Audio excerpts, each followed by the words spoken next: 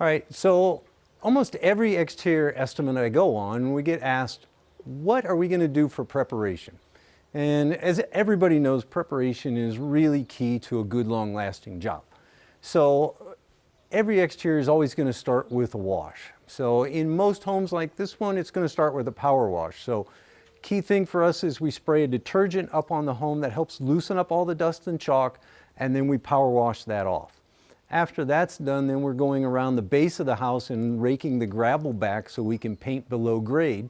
And then when we're done with the job, that all gets pushed back in place. And then we're ready to move on to scraping and sanding. So peeling areas get scraped and feather sanded to blend them out.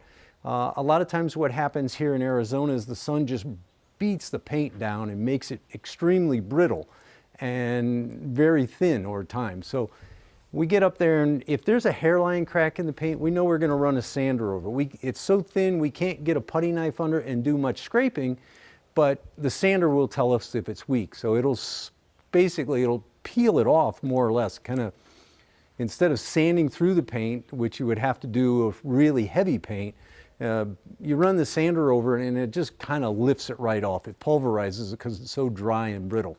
So that's taking care of the peeling damaged surfaces. Once everything's dry, we'll moisture check, and then we're ready for doing caulking. So any caulking splits and cracks around door frames, caulking splits and cracks around fascia, around window trims. We're also going to caulk where your stucco meets the window. So that's a key area where water gets into your home. So we're going to button that up and take care of any hairline cracks in the stucco.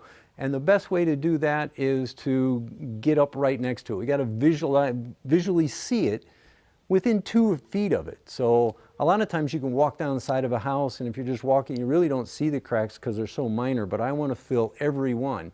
And so my guys know that if we're working on a home that's higher up, they got to climb up the ladder and visually inspect it from within 2 feet. I want to take care of more than just the cracks that are right at the ground level. We want to get all of them all the way up. Then we're ready for masking, so anything that doesn't get paint gets covered up. So that's windows and doors and paver patios and concrete driveways and stone.